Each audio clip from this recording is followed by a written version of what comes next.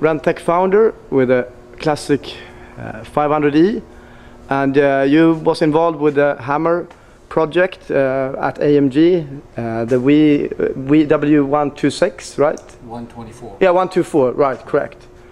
And how many were made around above? How many were produced of the Hammers?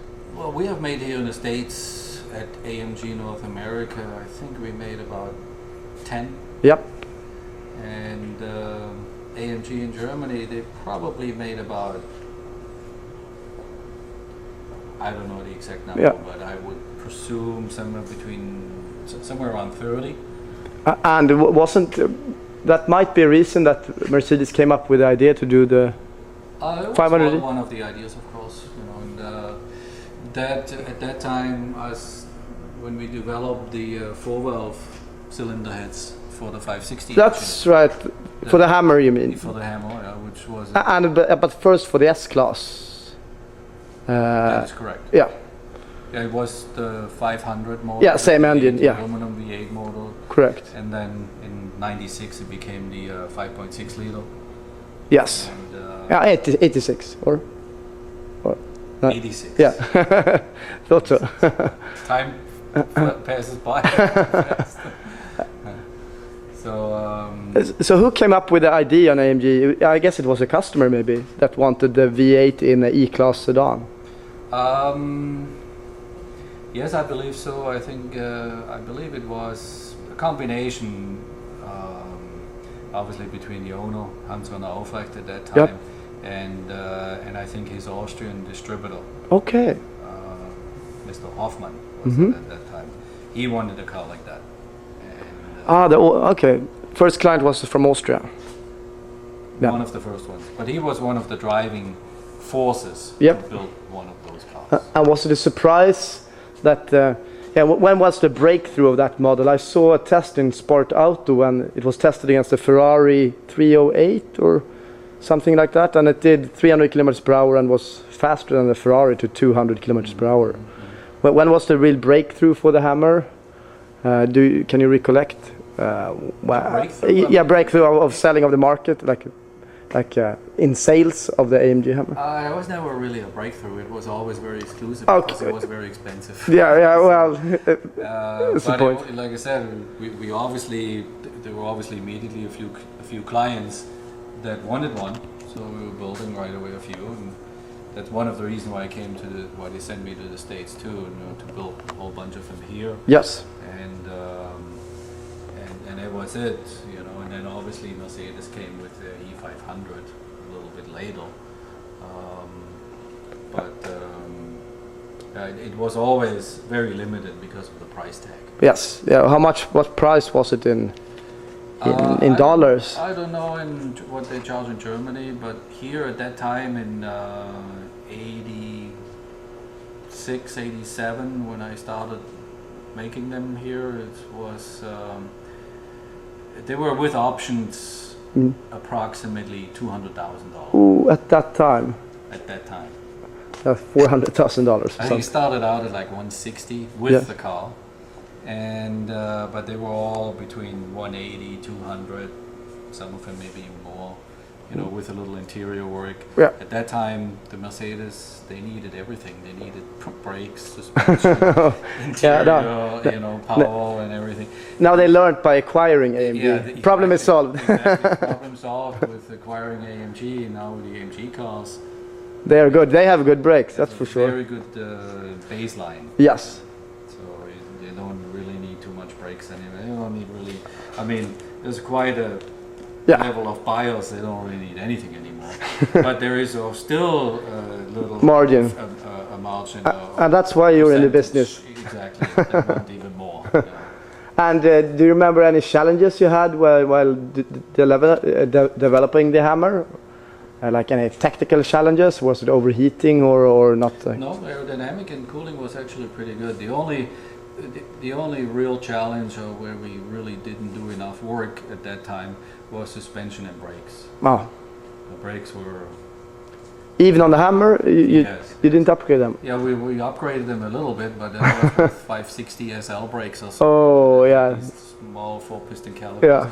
So that was it. And the fuel tank couldn't really do anything. It was a little small. So we know that problem with the BMW M5 and M6. Like that's. You were cranking on the autobahn, and you had to go every 200 kilometers or less. You had to Oh. go to the gas station. And what is your favorite AMG version? I guess it's a Hammer, maybe, or I mean, it's too old now. Or of today's car and of today's AMG, it could be the first question. What's your favorite?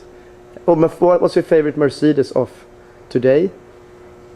Today Yeah. is probably the CL 600 or 63 or 65. Yeah. 65 is not out yet in the CL. Yeah. But I assume it will come. Yes. And that is probably one of the nicest, prettiest cars. Obviously, the 65 versions from AMG, they're good. yeah. And but there's still room for some ECU tuning Yes. for the 65 models and some other airbox. And do you have manifolds or headers No, because to niche? turbos are integrated in the headers, so That's right. not really much to do. Plus, if you change that, you change quite a bit the characteristics Okay.